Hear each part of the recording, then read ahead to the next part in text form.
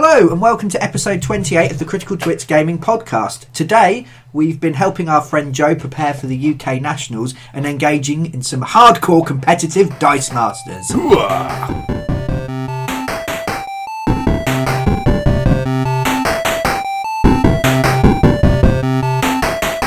Yes, hello, this is the 28th episode of the Critical Twits Gaming Podcast, which means it's had as many episodes as Colin has had years on this planet. Yay! Unless people know me, and then it's probably a boo. But I'm thinking that, given your current state of health, the podcast probably will outlive you. Excellent. I have a legacy. So, I'm Brian Ennis. I'm Aaron Vinsky. I'm Colin Howard. And we are joined today by our friend of podcast, the Pele of competitive gaming, the Mozart of tournament play, Joe Lewin. Hi.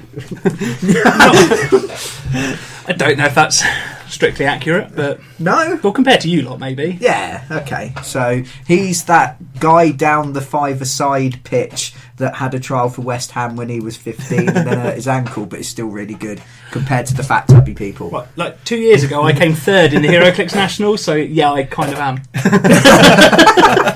He's been dining out on it ever since. Yes, so back in episode 23, Joe introduced us to Dice Masters. Yeah. Very briefly, it is a hybrid of a dice rolling game and a collectible card game where you build a team of things. Yeah. There's themed lists around superheroes and fantasy things and such like, but you can mix them up if you so desire, which we'll probably talk about a little bit in a moment. So if you want a full in-depth rundown of that, then and you haven't heard that yet, stop, go back, listen to that, and we will wait.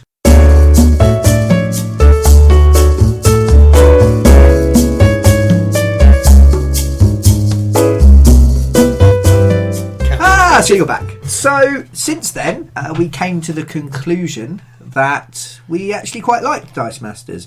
Colin least of all, he wasn't willing to lay down any of his hard-earned dollar monies Yes, on actually getting some of the stuff. Yeah. indeed. But Aaron and I have since gone out and bought some fantasy-themed, the Siege of Faerun stuff. I got Siege of Faerun, you got Battle of Faerun. Battle for Faerun. Battle for Faerun. And I've also got the Avengers vs. X-Men starter set as well now. Yes, you do. Look at you! You're getting really into it. And I actually did. I will admit, I did enjoy buying some random blister packs from my friendly local gaming store. Yeah. Opening them up and going, it's not the thing I wanted. Yeah. Give me more. As I said to you when I bought loads of packs and had to resist the urge to put it back on the shelf, I was like, that's exactly the reason I don't like these collectible card game things, because I spend loads of money on them. So nothing wrong with the system, I just don't like spending loads of money. You're a miser. Yeah. There is this weird, It's addictive. yeah, of opening things just in case. Especially with these, because you get dice inside there. It just feels like you're getting something more tangible for your money. I kind of like being able to tip the dice out and then go, oh, I've got these characters. Let's see what rarity they are. It's quite a nice... Yes, so the Nationals, what are they, Joe? Explain what they are so that people know if they don't. Nationals are something that I believe... I know we have here and in America. I believe they have them over in Germany and everything as well. They are WizKid's way of filtering out the best of the best that will then compete at Worlds, which is the World Championship for the game. Now, it's a bit different here in as to America. America get the better version of everything. So they have the WizKid Opens and then the Nationals. We kind of just have your local store stuff and then Nationals. Yeah. So what's going to be happening at the expo is on Friday there will be a constructed tournament. You make a team of up to 8 characters with up to 20 dice, 2 basic actions, and you compete against other people for prizes and glory. Prizes and glory. Yes, both. What are the prizes like, and how much glory? The prizes are depending on how well you do. Top place, there's a couple of full art cards that, judging by the market at the moment, are worth about $200+. It's not bad. Okay. Like the Hulk that I've been using, the one that deals damage to everything, is a full art version of that, and that's worth lots of money. Yeah. Depending on what they do as well, there's some shiny cards now. You all looked at me in excitement. Oh, like foil cards? Like foils, yeah. Oh. Shiny shinies. Really is Pokemon. Like the Miri Riem that you used. The one Yes. there's a shiny one of that. Okay. Yeah. And there's full art versions of Guy Gardner that we saw today as well. Yeah. So there's quite a few different Dice Mastery things. Would you get entered into the Worlds if you won the Nationals? Yes. Would you have to then go to America to play? To Yeah, play. I believe so. It might be in America. I'm not sure where it Is was. this an American sports situation like the World Series of Baseball? No. You have people from different countries all turn up wherever it's being held and Okay. do battle. It's not like just an American thing. Quite a lot of people make quite a lot of effort. At least they did for HeroClix. Yeah. Basing it off that, and they're both WizKids games, so I assume it's pretty Yeah. similar. Yeah. Fair enough. This is going to be my first big Dice Masters tournament, though. Cool. Ooh.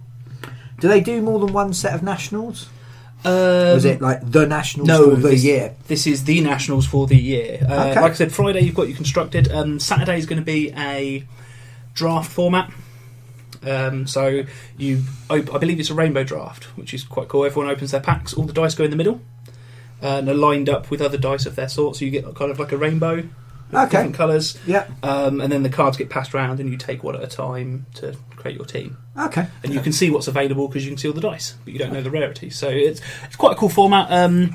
I've missed the local ones, but it seems really cool, and I might play in that if I fail to qualify on the Friday. Could you qualify from that into the final top day? 8 from Friday and the top 8 from Saturday both go into the Nationals on the Sunday. Okay, and will that be rainbow draft or the other one? No, Nationals is just normal constructed. Okay. You build your teams and you go. So you could do well in the make it up, but then you need to make a team. You need to be good enough to have, or at least have the right cards to make a team to compete. Okay. Yeah. Cool. How many people are taking part in the first couple of days? Originally, it was down for. I think If it's 9, then No, it was down for 16. yeah. I can get you proper numbers up, but from the UK Nationals website, you can see how many people have bought tickets. Originally, it was 16, and they sold out pretty quick. And I think it's now up to 64. Is max number. Well, that's another jump. Yeah. Well, they've opened up ticket spaces for up to 64. Yeah. When I ordered, there were 20, 30 people signed up, I believe, that Nice. purchased tickets already. So yeah, it should be a fairly good event. Cool. Sounds good. So, how have you been training? I've been looking a lot. I mean, like I said, America has the WizKids Opens, and they've been quite a big thing over the last couple of months. That sounds like something from like a cheesy 1980s spelling bee based comedy. The WizKids Open. It's really American. does. It's the Opens. It's their. My daddy won't let me go to the WizKids Open because he says spelling is the devil's work. No, If you replace spelling with dice, maybe. But possibly actually. Yeah. Yes. But works. so they have been a quite good way of seeing what the current teams that are doing well are. A way of judging the current meta, as the word is used normally, like thrown around in trading card games. I know we'll have opinions on the word meta. It Yes. just seems like a silly concept. I understand it's not, but it seems like a silly concept to me. It sounds real like you're using highfalutin language for something that's quite normal. It's like if you were going to start talking about the Lacanian subtext in EastEnders, or the socio-economic effects of going down the corner shop and buying a chocolate bar. It sounds like you're Okay. using something really high to describe Yeah. hard game. So it sounds, to outsiders, it sounds ridiculous. What do you mean by the meta? Okay, so The Metatron, voice of God. no, not him. Mega. Megatron, voice of transistor radios and Guns. Guns. guns. And And a the tank, briefly. Decepticons. Yes. Anyway, the meta. Decepticon would be a great place for loads of liars to get together and lie to each other all weekend. Or will No. they end up lying? Isn't that just like convention- reunion parties for high schools? A convention for spies could be called Decepticon, couldn't it? That'd be quite good. Yes, it would. So, the meta. What's meant by it is that with any collectible card game, cards come out in waves.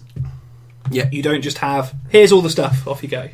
So, initially you had the first few sets. Now, they had a certain number of cards in that were really good.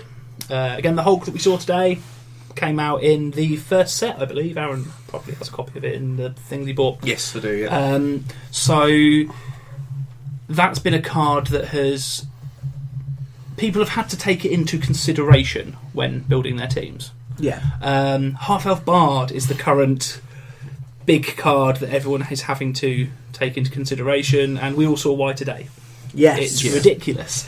Now that kind of is what's referred to as by the meta. Now I know that the overall in the grand scheme of things, these cards are the power cards. They are the cards that are going to cause problems. Not always these cards; these teams could be ones that are causing problems. Like Bard Blitz, it's very quick. It's fairly reliable in what it does. It can play beyond just the early game, and it's quite scary to fight against. Yeah. So that existing as an entity shapes what everyone else is using. Now I'm building my team around the fact that exists and is a scary prospect for me to fight. Yeah. So because I've altered what I'm doing because of something else existing, you create this sort of meta game. Yeah. The meta meaning overall or overarching. So that's it. Yeah. So Yeah. there are things that everyone, whether or not you think it will turn up, you've got to plan for. Yeah. Yes. And because certain cards come to prominence or drop off depending on what's available, if there's counters, etc., you need to have an idea of what's expected, what the big players are at the moment. Yeah. You could turn it into footballing terms in that if everyone was going 4-3-3, would that be an acceptable formation? Well, not No, given the current situation. So the current that's it, the Yeah. current meta, Yeah. that wouldn't work. But if everyone started doing that, you might go, oh, well, we're going to... So you're talking football-wise when Ajax and then Barcelona decided that short passing possession games were the way to win football. Yeah, so if matches. everyone adopted that, your current meta is short passing possession games. Yeah, so you're either going to do that, Or you're going because to try that's and what find something that will break the meta. Yeah, so then you get lots of teams playing 4-1-4-1. The other two have gone mad. Like, Mad! We're possessing Barcelona. I don't want people on the internet to get confused. I'm not into football. I don't care. But I can quite happily make the analogy for others. Isn't 4-3-4 a video game industry? So I It's also a good video. Yeah. I suppose Yay, we know what something. you mean by that is that you have a difference between the local game you're playing with your friends, which is based around the cards that they've got and the way that they play, Yeah. and the overall game. So, for instance, when we've been playing Malifaux, I know that certain things will work really well against you guys, but probably wouldn't work if I was to go on to tournament play or to go down my friendly local gaming store and play, because they're taking from everything. It's not knowing what sort of individual tastes and collections are, it's what's working best overall. That's exactly it. Yeah. Because you have the internet, you have all this information coming from everywhere. If someone going, oh, my friend's using this and it's really hard, they go, oh, well, just take this thing and shoot it in the head. Yeah. Job done. Oh, now that's a thing. Now you have to counter that. And it's when all these things come together, and these global communities that we have on Facebook and everything enable this so much more now. So, yeah, there is a local meta. Down the shop, we play against each other, and I know what they run. Yeah, But what beats them doesn't necessarily beat what I'm expecting to see at Nationals. yeah. Fair enough. Good. So, what Joe did for us, because I said Colin, I don't know, lives in a skip and has no money. And Aaron and myself are sort of very new, and I've not actually built a list No, Yeah. I just looked at my cards, go, oh, I could have lots of dragons. I don't know if it's any good, but I could have dragons. Yeah, so we've played a few games, but mostly with things that were provided, all like the basic cards out of the starter set. So, Joe, you built us 4 of sort of the top tournament style lists, the ones that are at the top of that meta. Yes, judging by what I've seen from results from the Whiskies Opens over in America and other things that people are collectively losing their shit about, there are certain teams that have, like I said, risen to prominence. Did you want me to go through those now? Yeah, just like a brief one on each one. We all took one and then we played each other, basically, is where I was going with that. Yeah. I'm going to use generic card game terminology that most people should get for this. And I'll tell you if he's lying about any of the lists in order to confuse potential opponents. I'll only do that on the one I plan on using. Yes. I'm using Mr. Potato Head, Captain Kirk, and a Dyson vacuum I would cleaner. never use Kirk, I hate him. But why? Because Patrick Stewart is better. Yes. Yeah. So the 4 teams are made up. We had Guy Rush, which is using the... Lots of men. Lots of men, yes. Yes, yeah. Running aggressively. Hey, guy! It's using the Guy Gardner from the starter set that gets boosted up when other dice attack with him to deal damage early and put yourself in a good position. Yeah, so it's a rush list. It's an aggro rush list. So that is quick and hard and getting things out quickly. But struggles if the game goes too long. Yes. And normally revolves around some kind of gimmick. They don't always, but this one kind of does. Yeah. Dice Masters works that way. The next one we have very similar in its style, at least. It shared 50% of its cards with it as well. Yeah. Which was the Bard Blitz.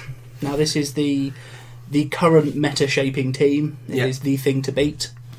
All based around the new Half-Elf Bard, which, again, buffs up everything rather than just itself for having different attackers on the field. So you need a variety of other models rather than relying on lots of not models, dice. Yes. It's all right. You do start to see them as models after you've rolled them and put them in your place. Like, that's a model now. Yes. I don't. Colin had announced that he had set up earlier, which I thought was brilliant. Yeah. Did you measure 6 inches for your deployment zone? I did. But you didn't use a tape measure. How did you? The third list was a Batman family list. Yeah. Much more of a combo kind of mid-range, I guess, list that revolved around repeatedly murdering Alfred to make your other things better. We'll talk more about them individually, but I did swap with Aaron because I wanted to have a go at that one because it was quite humorous.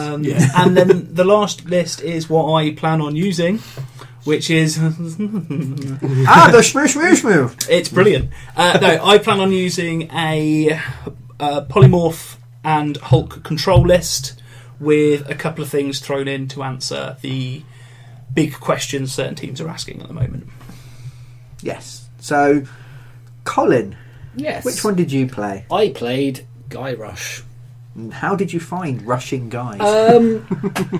It was pretty good. Joe's correct. Later on, I began to struggle. If I didn't get the game over in the first 3-4 turns, people would start building up and I'd go, oh, bollocks. I wouldn't have the stuff to get out. The main character that the kind of set is built around being Guy Gardner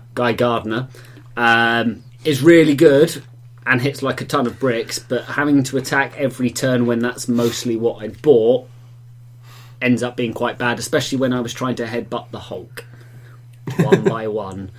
Yeah, the problem I saw with that list, because I played you first, was that the Guy Gardner, you use a card called Big Entrance. Yes. Yeah. Which allows you to buy him for a single point of energy, which means you can buy lots and lots of him quite quickly. Yes. because you're rolling 4 dice a turn, and right at the beginning there's a maximum of 4 energy. Yeah. In your second turn, you could in theory buy 4 of him if you so desire. Yeah. And then for every other dice on the field, each dice of his gets +1 attack. So because he's quite cheap anyway. He's normally 2 energy, but big entrance makes him cheaper. Yeah. You were sort of able. You could have got 4 of him out, which means they'd all be at sort of +3 to attack. You could be each dice could be hitting for 5 points of damage, potentially, maybe even 6. 7 is the highest. 7. Yeah. 7 was what I was. 4/4 is his highest. Yeah, Yeah. you wouldn't have been able to get the 4. Is the 4/4? Do you have to pay for it? It's a 1. Yeah. Yeah. So It's a 1. But you'd within be the third or six. fourth turn, you could be hitting for upwards of 28 points of damage. Yeah. Yeah. If your opponent's got a slow list, they might not actually have anything to block that with, and you could be winning the game in the third or fourth turn while they're still setting up. The problem you've got is that Guy Gardner has to attack. Yes. Who is Guy Gardner? He is one of the original Just- lanterns. Yes, but he's he- not just some guy who works with trees. No. It's that Gardner guy.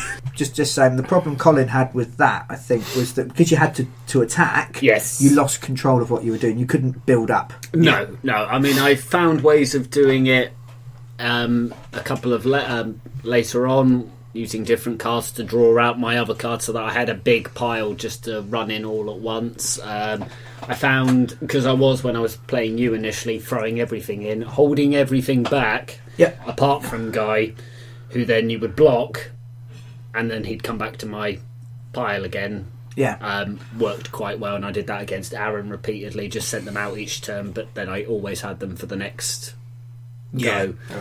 Because if they get knocked out, they get rolled again. So Yeah. it's a kind of a 50-50 chance that they might not come back, but you get a re-roll, maybe 25%. Yes. You might be able to buy a re-roll. Yeah. But there is a chance. I mean, I found I could never roll what I wanted. yeah. I mean, I did find it had. I don't know what the card is called because we didn't have the card. We used a post-it note for it. But doing the damage, Luke Cage from the new Civil War set. yes, he was very useful because you use a fist. It's one of the energy types in the game to deal a point of damage to both players, basically. And one of the games I won against Aaron, 2 actually. 2 in fact, by playing 4 fists. Well, very early on, smacking him for large amounts of damage, and then finishing him off with a number of fists I had. So it worked really well Against but slower build it- teams. against slower build teams. What I would do against that, and we'll move on to Aaron's list in a moment, but Aaron has Batgirl, the Babs character of Batgirl, who every time she gets hit, she deals 4 damage to opposing You can characters deal or 4 damage to opposing characters, split as you please. Yes. So I would be putting those down, going, he's got to attack me, so I will be able to block and get my ability off. If I had Hulks like Joe, I'd be putting those down because that does damage. Yeah. And if you've got something like that actually likes being hit or has an ability when it gets hit, that out of list luck. runs into it. Yes. And I would expect a lot of lists to have something like that in case they see that their opponent is Aggressive. playing that. Yes, potentially. I mean, the thing with Guy Rush is that it actually has the biggest question recently has been that it can hit you for lethal damage to end the game on turn 3 if it rolls perfectly. Yeah. Now, Which I if it goes first, you've had a chance to roll 8 sidekick dice. Yeah. Yeah. Unless you've gotten loads of pawns and slowed yourself down by not using that energy, Yeah. surviving that's difficult. Which is exactly the problem I had. By the time I was able to get anything like Babs out to protect, do those things, The I damage was has already been done. down to that.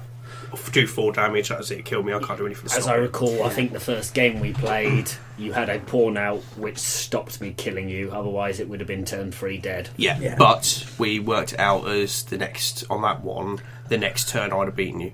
Yes, because you were ready. Everything was ready. Yeah, Just and when stop. you played me, Colin, you beat me in 5 turns in the very first game. It's the first time you'd used it. But then I beat you in the next 2 games Yes. because I knew what you were doing, and I was countering. slowing myself down, but I was also sort of picking and choosing around what you were doing. Was able to kind of Yes.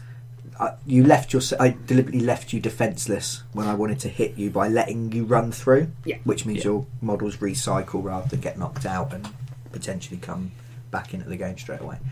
One of the big answers that's been built into the list, this is both Guy and Bard lists. Yeah, I mean, we'll talk about Bard next, I think, because they're similar. Yeah, I mean, you can talk about it then, to be fair, but Prismatic Spray is on both, and probably was utilised better by you than I don't think Colin used it too much. I tried to, it never bloody came up. Which is the problem when you've got 4 guys, 4 of something else, multiple spiders. Just think it's probably worth mentioning because people will go, well, Prismatic Spray beats those things. It was there, and it but it doesn't always roll where you want it to. Yeah, my list was similar then, which was the Bard Blitz. Yeah.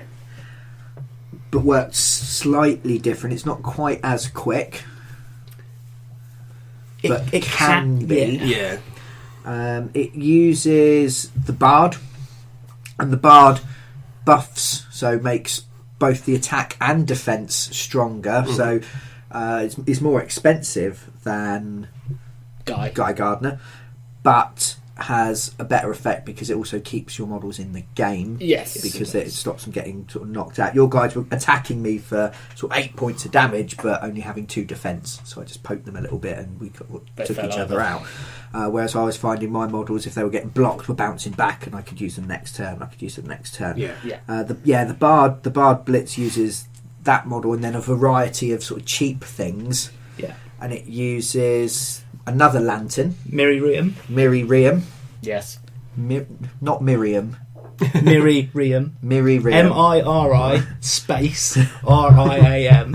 Yeah, so it uses Maxine. I'm finding that Miriam really hard to say because my brain's going, you're saying it wrong. Uses her and some very, very cheap 1-point dice. Morphing jars. Which, when you field a Miriam, she only costs 2. So it's quite easy to get on. She can then take a used dice and bring it with her as long as it costs. It's mildly complicated, but basically in that list it brings in 1 point thing. You could use it with other lanterns and increase what you're bringing in. So you could bring another 2-point models and such like dice, 2-point dice. But it worked nicely, and that seems to be the quickest ways to get those ones in, because the Bard buffs and makes better everybody that's attacking with him. You want lots of things to attack, so they're a really cheap way. And what I was doing was, you'd roll your dice, you'd have your Miriam in there, you'd be hoping for a mask or a colourless energy, the question mark that's any kind of energy that wild. You like. You would wild, that's what it's called. You would buy one of these morphing jars. It goes into the used pile because you just bought it, so it's waiting to come back through. And then when you field her, you can take it straight away. So you end up, for using 2 dice, you end up with 2 models in the attack bit ready to go. Yeah, Miri's in both lists. She's in the Guy list and that list. Yeah.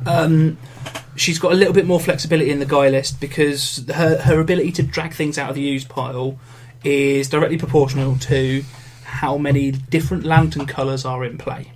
So if you've got 3 different lantern colours, so Miri being pink, Guy being red, and if you had, I don't know, Worf, in there that's blue, you could bring a 3-cost character. No, he's a weird elephant thing. I just made a head-based gesture to indicate Worf from Star Trek. Not him. It's Worf rather than Worf. Okay, not a wharf, which is like a pier or jetty. No. Okay. That's all Good Green Lanterns podcast. are. It's just wharfs and Nautical jetties. information Colin doesn't understand. Or a posh person trying to say worth. Yes. What is it worth? Yes. Pretty much exactly that, yeah. That's Someone else do jokes. So she is... Actually better in the other list. in Colin's list. Yeah, it's the reason the morphing jar's in there. Now, if you were using another lantern colour frequently and you had them in the field quite often, you might replace morphing jar with a slightly more useful 2-cost character. Yeah. But that's obviously dependent on how you've built your list. Yeah. So the bard, you basically you bring out your bards, you people up with cheap Miris, morphing jars, some NPCs. There are a couple other characters I could have brought in, but I never really bothered. No. And then everything gets... It's not +1 for every attacking dice. It's +1 for every different type of attacking dice. So you'd have 4 different types of dice. You'd have the bard, the NPC, Miri, and the jars. So that's 3 different dice. The one that's attacking. So everything would get +3. Yeah. And I was doing insane amounts of damage whenever I was ending the game. I think I got up to over 60. 61. 61 against you, Aaron. You look miserable at me across the table. How did that feel, dude? Painful. Because you got 20 life points. Yeah, it's like killing 3 players at Yeah, once. I should have, because we were playing crosswise on the same table. I should have killed everyone. Yes. This is, I think, one of the things that we sort of said today that's actually probably one of the big problems with Bard is that it stacks. Yes. Yeah. So if Bard gives you all +3/+3, 2 Bards gives you +6/+6. 3 Bards gives you +9/+9. And again, when you're talking about a game that only has 20 life points, being able to stack such high numbers onto what was a 1/1 sidekick or NPC is terrifying. Yeah, you're taking the basic white dice that you roll that you get 8 of to start with. One of the sides is a sidekick or NPC, but it's all the same thing, or a monster in Yu-Gi-Oh. No, they're also sidekick. They're called sidekicks. Yes. Characters are monsters in Yu-Gi-Oh. Monsterlets, baby monsters. What do monsters have? Children. Puppies. Right, we'll call them puppies. Yes. Okay. Monster puppies. You take it. It has 1 point of attack, 1 point of defence. Yeah. With 3 bards and a couple of other things on there as well, it's got 10 attack and 10 hit points. Which is actually better than the base stats for any other dice in the game. Yeah, so it rapidly kind of amps up, and that you're buying a variety of dice deliberately to maximise that in that list.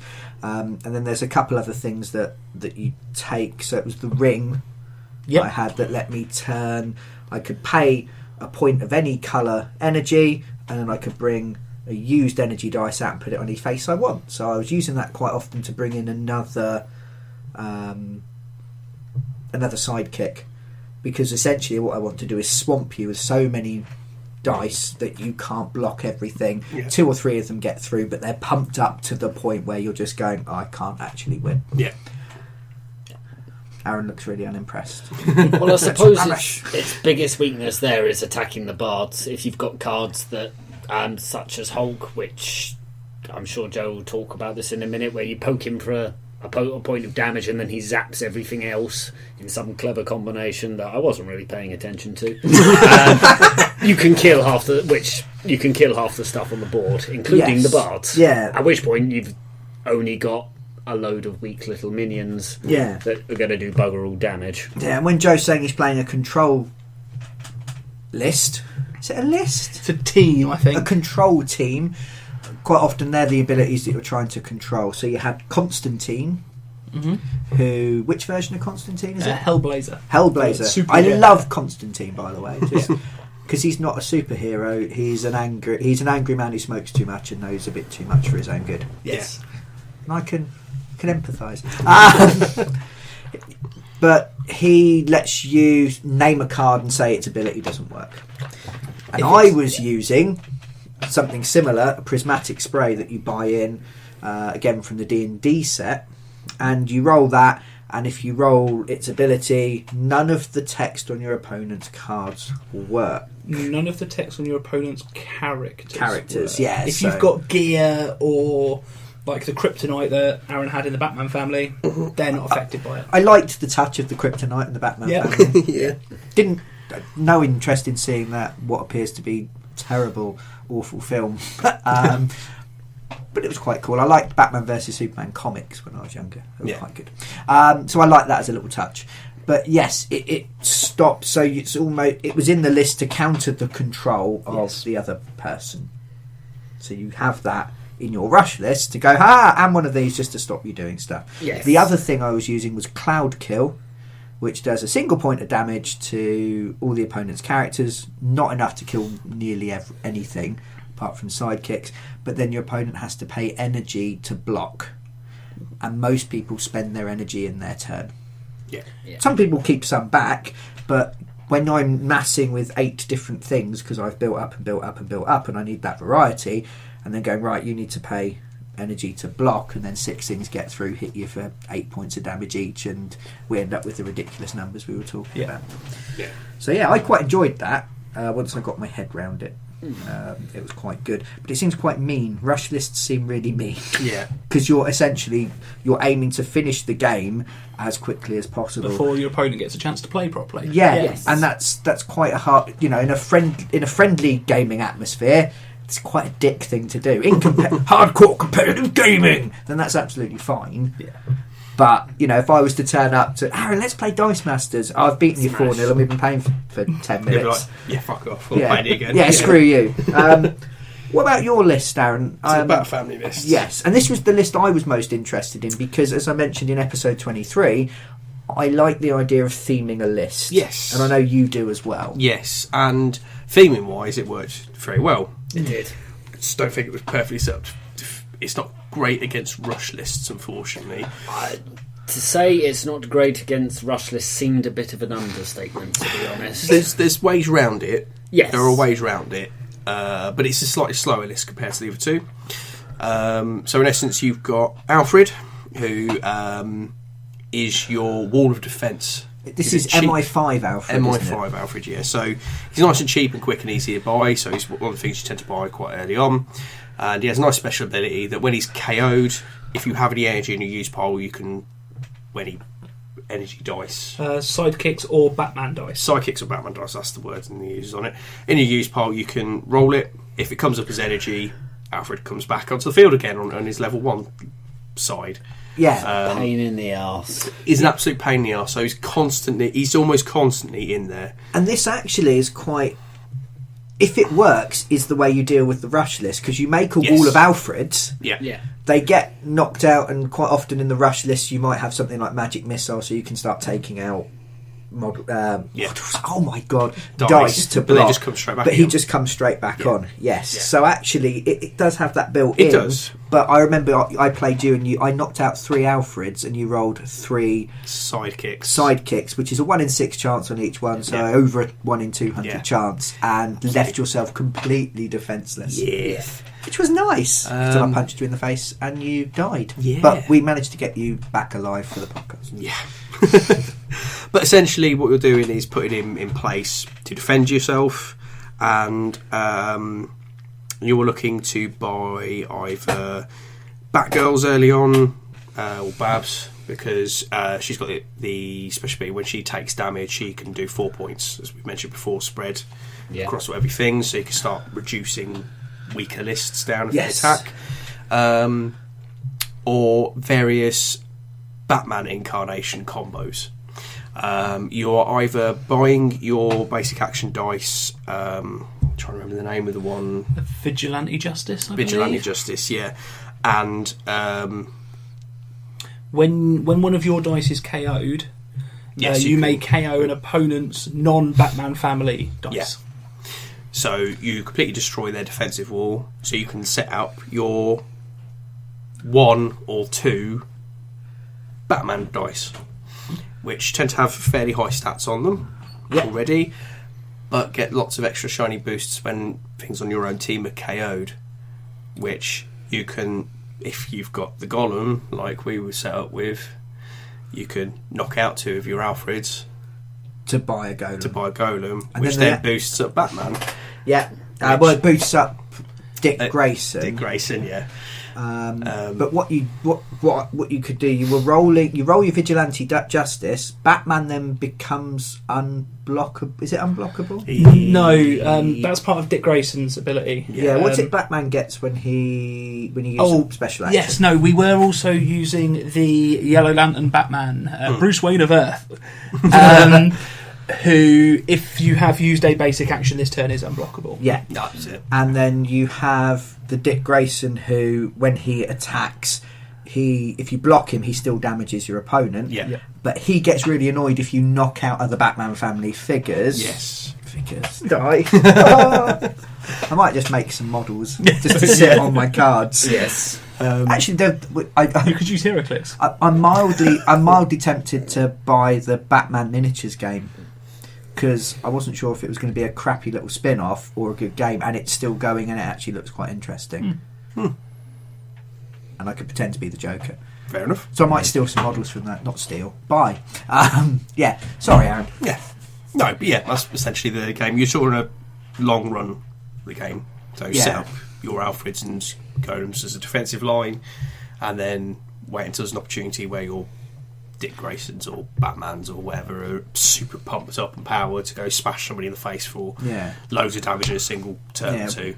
Yeah. When we swapped briefly, because we finished our games quite quickly, I wanted to get 4 Alfreds down and a couple of Dick Graysons. Yeah.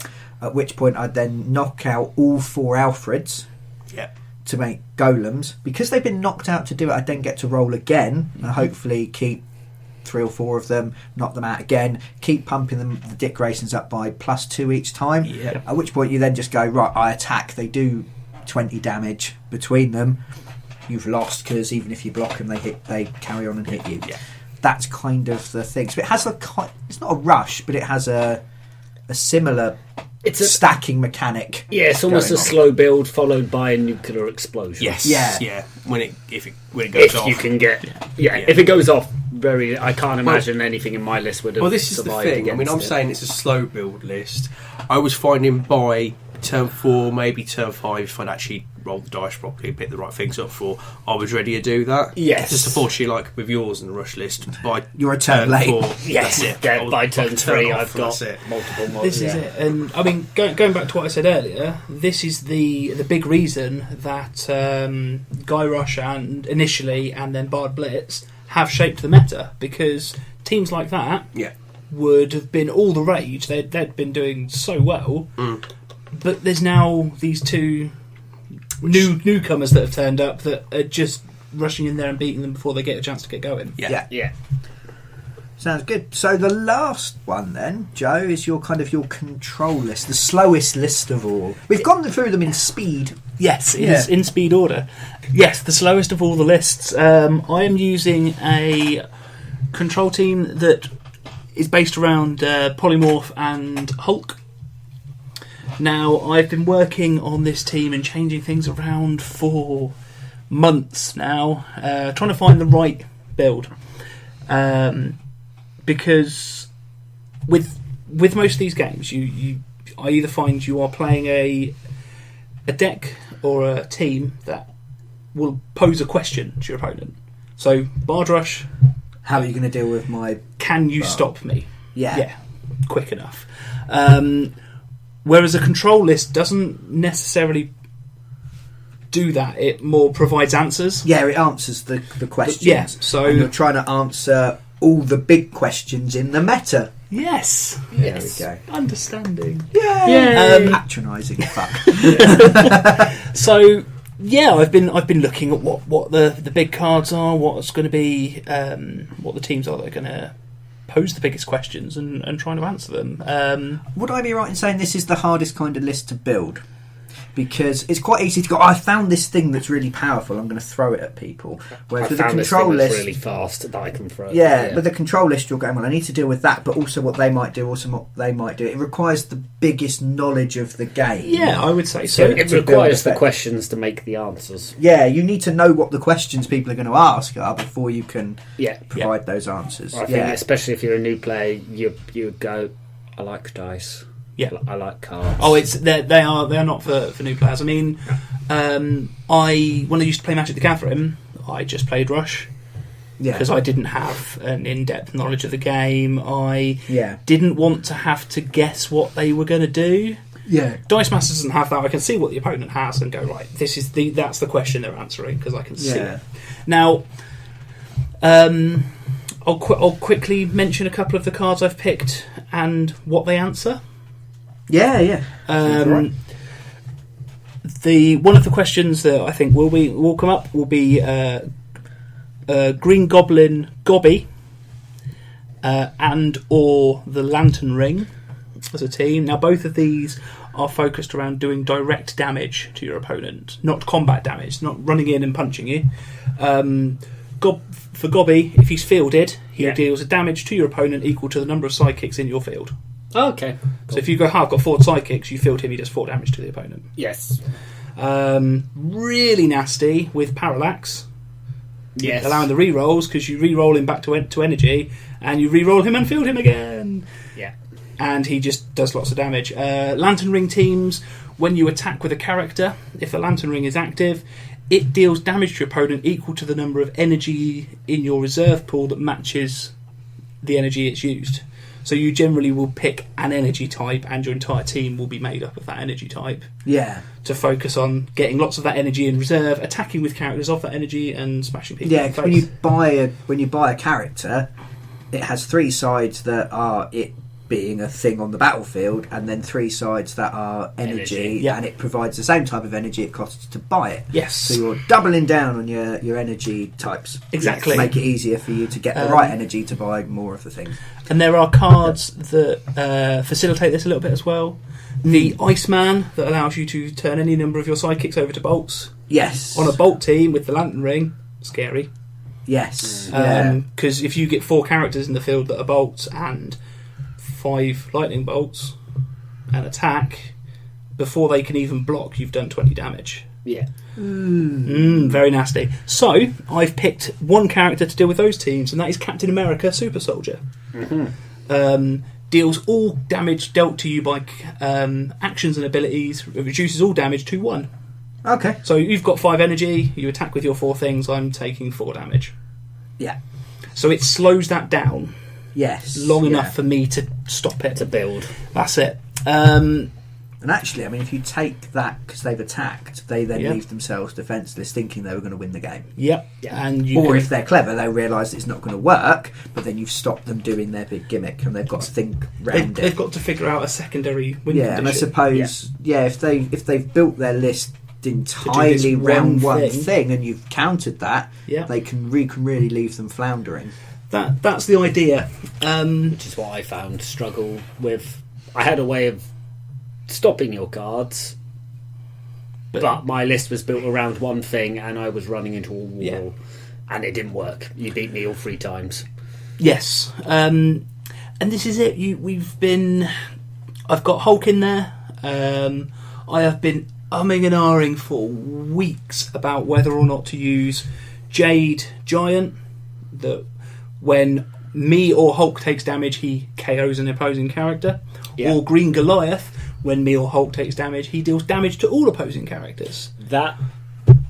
From my point of view, that the second one, dealing multiple damage, really hurt my stuff, because although I'm doing a lot of high damage because it stacks with the +1 attack from Guy, most of my stuff only had 2 hit points. And you were, knocking out 6-7 people a turn? Yep. And as long as I kept a lightning bolt free, which is all you had to do, I could keep doing that. I mean, I kept re-rolling them, kept refielding them, and then you were just electrocuting them again, and I could not get anything out, let alone get anything through to attack you, because there was a Hulk in the way. This is it. So he deals with any kind of swarmy kind of lists. Now, I had, before this evening, had my head set on taking Jade Giant, because I'm scared of the mirror match. Someone else has a Hulk, you have to perform what's commonly referred to as Hulk math. Well, my Hulk's going to do 2 damage to you, then your Hulk's going to do 2 damage to me, and they're going to go backwards and forwards until one's dead. Yes. But when one dies, it still triggers its damage, so most of the time both die. So you've got to really try and figure out how you can kill theirs without yours dying. It's a situation that's... Is it so it gets locked in a loop? It doesn't go, I'm hit, I do it, and it only gets activated Hulk takes once. damage, so deals... So if I say I zap my Hulk for 1 with Magic Missile, Yeah. he takes damage, does 2 damage to the opponent's team. Yeah. If they've got Hulk fielded, Hulk has now taken damage, so Hulk will do 2 damage to my team, and this will go backwards and forwards. Oh, God. An interaction I don't like is that if the damage my Hulk causes to their Hulk kills their Hulk, he still does his damage back. Yeah. I understand why it does. I'm not asking to change it, but I just don't personally like it. I think if the damage kills them, they shouldn't be able to use when damaged abilities. Yeah.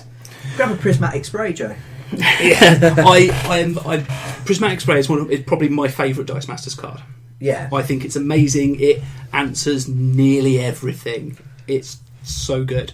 It just doesn't fit in what I'm running. Yeah. Sadly. But yes, after some talks with Brian actually about changing the Bar Blitz team, and suddenly going, oh my god, Human Paladin's a thing. Yeah. Using Jade Giant actually seems like a bad idea. So I'm going to stick with Green Goliath. What else is in there? Oracle. Oracle is a pain in the backside. Yes, making everyone pay more for their... And I didn't see her coming. So she's in there because it controls, it slows people down. I was originally using Jinzo, which for you guys is a character that when the opponent uses an action dice or global ability, they have to pay 2 life to do so. Oh, that's harsh. It is, but it doesn't stop them. No. And that's the problem. Oracle makes them pay 1 extra to do any global ability. Yeah. That really limits the amount of global abilities you can do. Yes, because most of the time you're scraping by. This is it. If you've got 3 energy open and 7 life, and you want to do 3 global abilities, don't really care that I'm going to take 6 damage if it's going to win you the game. If it's going to win, yeah. But if you've got 3 energy open and you need to do 3 global abilities and each one costs you 1 extra, you can do 1, Yes. not 3. Well, for example, that would stop my global payer fist. Take a point Yes, of it damage. would cost you a fist and another energy every time. Yeah. So it's, Instead of going, oh, I've got 4, I can win the game. It's, oh, I need 8. Yeah. Which I just can't physically roll. So while I like the damage from Jinzo, it doesn't perform. Also, No. Oracle's too cheap at Jinzo's a 6 cost. Yeah. Yeah, everything else, I've put a few other cards in there. Mira's in there for her global to stop huge bits of damage coming through. Professor X is in there to speed it up a bit. But that's essentially... Yeah, because you kind of need to rush to get your defences in place because of the rush teams. Because of the rush, yeah. The Professor X sits there and allows you to basically recycle your energy. Yeah, I mean, and be rolling more dice each turn, which gives you more options, more things you can do. Exactly. Yeah.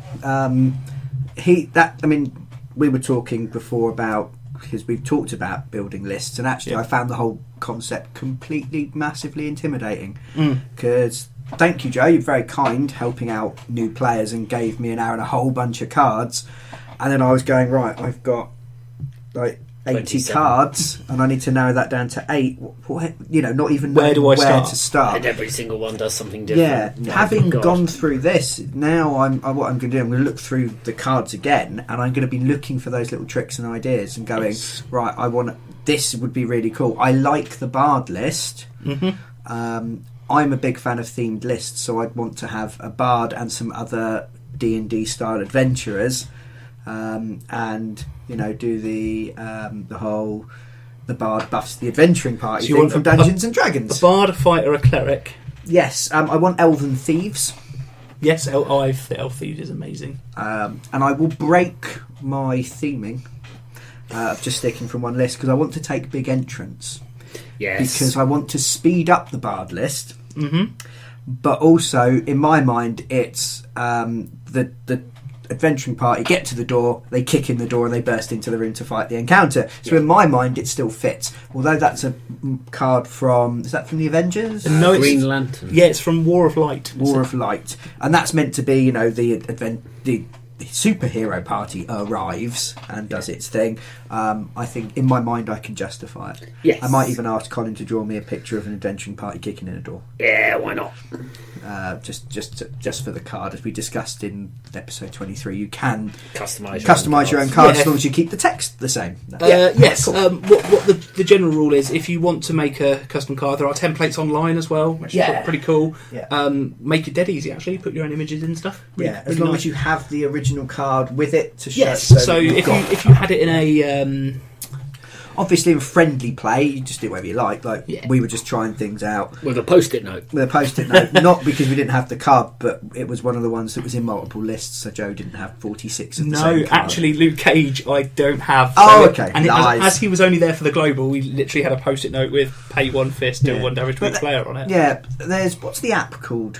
Transition Zone. Transition Zone, you can actually look at all the cards and what's on them. And build teams. And, some of these cards, unless you're going to go pot luck and you're going to be very lucky to pick out what you want, generally, trading or buying, you were saying some of the cards are worth quite a bit of money because lots of people want them, or they're very rare, or both. To be honest, that all depends on what you consider quite a lot of money. If we're talking Magic the Gathering standards, Dice Masters is very, very cheap.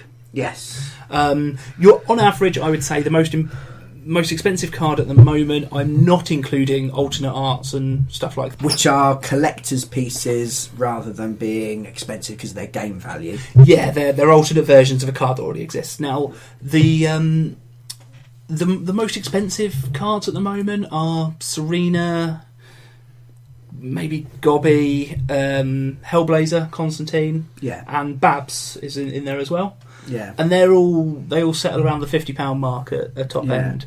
Now, again, I mentioned this back in episode 23. I love the fact that I only need one, and then I can use common ones for the dice for the rest of them. But £25 to £50 are the expensive cards. in this game. And there's different ways to get them. I mean, when we were getting things together, we went into our local gaming shop.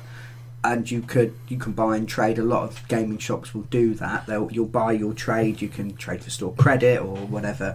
And get your card straight away. For the harder to get ones that they might not have, you can then go online and pick things up, etc., etc. But it was quite not going through and going. I just went through the deck in the shop and went, I want good Dungeons and Dragons stuff. That's good. That's good. That's good. That not good as in quality, good as in alignment, heroes, shining things, and I just took all the good stuff. Unicorns. I got a load of unicorns. Yes, because I like the idea of things that can heal, because there's not a lot of healing, and there's not a lot of sort of one thing, a resilience list. In Magic, you could build a white deck that would heal you lots. Doesn't seem to be something that's huge in Dice Masters. I don't think there's lots of things that do it really well that you can get off quite easily. Interestingly, that was very, very true, and until the latest set, Civil War.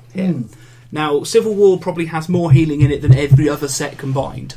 There's a lot of ways to get life in this. I don't know if that's going to become more of a thing. I kind of hope it does. But anything that lets you heal extends the game. It does, which is why it's still not efficient. And the fact that, whereas in Magic, you start on 20 life. I've played games of Magic where I ended on 400 life. Dice Masters, you can't go above that 20. So healing is pointless until you've taken damage, and then not as efficient as trying to damage your opponent for the rest of the game. So it really needs to be... And if you're being sucker punched for 63 points of damage, you're dead, you're dead. You're not going to be able to heal it. No. You're not healing that. So... I mean, there's some slightly different approaches there. I think it's helped me actually as a brand new Dice Masters player to see what people are doing. I'm not necessarily going to rush out and try and get one of these lists, but there are now combinations and ideas, and I've got an idea of what to do when I build a list to make things work together and think, right, I want some of these. It is all about synergy. And there's quite a lot of skills and abilities as well with turning over what's going in your bag, speeding up, getting out the dice that you want, and being efficient in your picks so you've not got crummy dice blocking up your dice bag. Yeah. You're like, oh, I've got these again, I don't want to roll them. You want everything to have a purpose. Yes. So that's quite good. It's made me think about that. It gives you a frame of reference, so you Yeah. can go, oh, is this going to be any good? Well, how would it perform against some of the other things I've seen? Yeah. If it might be okay against the list we've played today, it's actually probably pretty good. Yeah. Yeah. Yeah. I actually enjoyed the game more this time Yeah. than last time. I don't know whether it's because I'm not tired or as tired, or because the list was not necessarily more straightforward, but I knew what I was doing more with it. It's run in, hit things really hard and hope for the best, as opposed to, I think, my first couple of playthroughs, which were, I don't know what's happening. I've got Captain America. What's that mean? What is he? Why has he got a shield? It makes no sense. Where's Iron Man? Where's Batman? What's going on? A shield, but people have guns. Yeah. It's made of vibranium. Really? Yes. Yes. It is made of vibranium. That's why you... Vibranium. It's a magic alien metal. Yes. The Black Panther also has a suit made out of, because it's also flexible. But it's vulnerable to gamma rays. Anyway. Yeah, it's odd. Before my brain dribbles out my nose. Yeah. Yeah, so you're starting to get in. The more you've played a few more games, and it's starting to make more sense. Yes, it's making more sense. I know what more of the other cards do now. It's not. There's a million cards, and I don't know what anything does. Is it enough to tear you away from your beloved pub, Colin? Pub, yes. Other games, no. That's an improvement. Yes, definitely. We'll have you playing. I think. Do you know what I think it is? It's not the game itself. I think it's. I just don't want collectible card games. Having been addicted to Pokemon in the past, and God knows how much money I spent on those bloody things. I just don't think I want collectible cards. And that is the thing, because Joe was talking about the meta. If you're going to play other people, and especially when you go into the competitive thing, the meta does change. Each new set. Yeah, each new release changes it, and you'll need to adapt and keep up. And cards will be very desirable for a small amount of time, potentially. And then when the meta changes, suddenly everyone wants to get rid of that $50 card, and now it's a $10 money card because the market's flooded again. Potentially. Yeah, I think that kind of shift is going to take I'd probably say it's going to take a few years for Dice Masters. Yeah. Because it's still a very early game. Yeah. Now, I mean, we're 12 sets in, but this game's only a couple of years old. Yeah, they do seem to be releasing quite a bit of stuff. Yeah, I hope that slows down. Yeah. I really do. Establish a game and then expand a little bit. Let the meta settle, let people get used to it, and then introduce a shift. The moment we've got to a point now where everyone's like, yes, this is the things to do, we've got Teenage Mutant Ninja Turtles around the corner, and a few months after that we're going to have the Green Arrow and Flash. Do you think that's to keep you buying, to keep the money coming in rather than letting the hardcore fans settle? Quite possibly. Yeah. I mean, I suppose it does keep the tournaments shaken up, because by the time a new tournament rolls around, what was good last year at the Nationals is now not the list to play. So they're making money and making it interesting, rather than I don't know how Magic plays, but I don't know if there's a Magic card that's came out years ago and is still ridiculously powerful that everybody would field. Magic's weird, but format wise, if you're playing in you can use any card from ever. There's cards that you need. If you want to play a decent deck, you pretty much need to have 4 of that are 60 quid each. Yeah.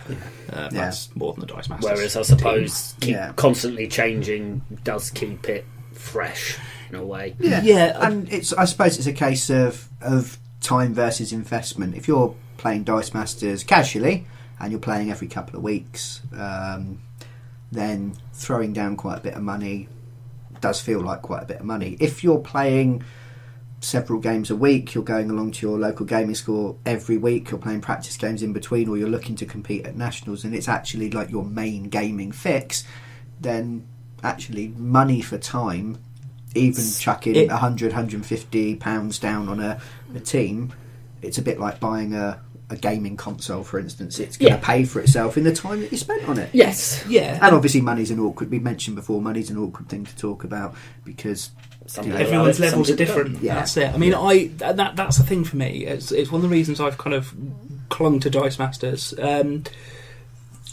have. I mean, I've not even been playing this game for a year. I started looking at it properly last time we were at the expo, So all of my stuff has come in that past year, and it's something that I'm used to playing Magic and games like that, where going, 150 quid will get me a really good team. It's unheard of. That will get me 3 of the cards that I need. So to me, it is cheap, and it is my main gaming fix. It is my competitive outlet in that kind of genre of game. I think it's perfectly acceptably priced. So this will come out the Tuesday before the UK Games Expo. Mm-hmm. Joe will be playing on the Friday morning. Yes. And will be easily identifiable by his Critical Twits t-shirt. Yes. That has arrived. And ridiculous hair. I was going to say the hair is probably one of the biggest things you could notice first. Yes. How would we describe Joe's hair? Dreadlocks is generally the... Enormous dreadlocks. Yes. Yeah, about... Think tentacles made of hair. We'll actually be that Friday morning. The rest of the Critical Twits will be making their way around the press area, but we will probably check in on Joe at some point. What you're planning on tweeting throughout the day? Yeah, we're gonna tweet. So I'm gonna take my Dice Masters with me. So if any of you are there, anybody listening and fancy a game, if you want a hardcore competitive game, I'm sure Joe will oblige you. If you want to play an idiot who doesn't know what they're doing, then the rest of us will be available as well. Yeah, it's quite fun to meet some people and play some games. We'll also be playing all sorts of other things. So please. If you're going to be there, follow us on Twitter. We can catch up and have a chat. We are at critical_twits. Yes. For the Twitter as well, as you're going to be tweeting throughout the day. For those people that can't make it or are just interested in what's going on, I'll make sure to give a game by game update to one of the twits, so they can keep that updated on the Twitter stream as well. We might even let you have access for the day. Terrible things might happen. Yes, possibly. That might be a mistake. Well, you let Colin have access, don't you? Not to the Twitter. Oh, okay. Twitter's a scary place. I don't visit. In theory, you can access it because I've put the password and stuff up, but you've never used it. No, Twitter's a scary place. I got scared when you said you were looking at our email account. So I was like, "What's Colin doing in there?" It's to do with words because it's linked. Yes, so you can do that. You could also follow myself at the Brian Ennis, or you can follow Aaron at Aaron Ravinsky. Colin, if you actually remembered your Instagram thing? I haven't got a clue what it is. No, we'll make sure we'll pop a link up if you like art and such like. But we'll be updating people as we go along. We're going to be at the Games Expo. We'll be doing all sorts of things, and again, the rest of us will be easily identifiable. We've got some t-shirts. Yes. It'd be great to catch up and actually talk to some people. It'd be quite cool. I need a Critical Twits bandana. Yes, that's what needs to happen. And I'll carve my name into your skull. No, I got carried away. So that's great. If you have enjoyed this, you can like, subscribe, share, all that stuff that everyone tells you to do. But you'll make Colin sad if you don't. Actually, that's a reason not to. Are we encouraging people to press the thumbs down if they didn't enjoy it? Yeah, do that. That's fine. Excellent. But tell us why. Yeah. Or tell them why. What I think is if Joe? You've got... We understand if it's Joe. It's fine if it's Joe.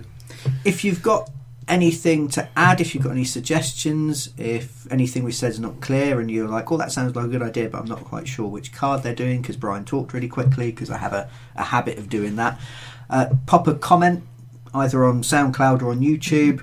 It's quite nice because we can see the discussion. I mean, talking on Twitter is nice as well, but it kind of disappears into the ether once it's done. Whereas we can kind of get a bit of a chat going on. It'd be quite cool. Yeah, for anyone that's going to go, but you did this wrong and that's not how that works. Everything was played correctly, but it's new players trying to explain complex mechanics. Yes. So don't get too upset if it sounded like we were doing something wrong.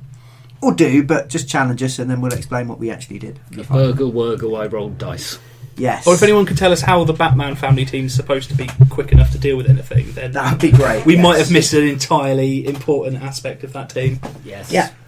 So thank you very much for listening or watching the picture on Still YouTube. images. The still images on YouTube. Yes. Whatever floats your boat. We've been the Critical Twits, and I've been friend of podcast Joe Lewin. Yes, as I said earlier, the Pele of competitive gaming, the Mozart of tournament play. Just because I was really proud of that when I wrote that earlier. You and your words. So yes, thank you very much. Our next episode will probably be something that we've recorded at the Games Expo to let you know how it's gone. So tune in. Yes. So tune in next time to find out how it went. Thank you very much.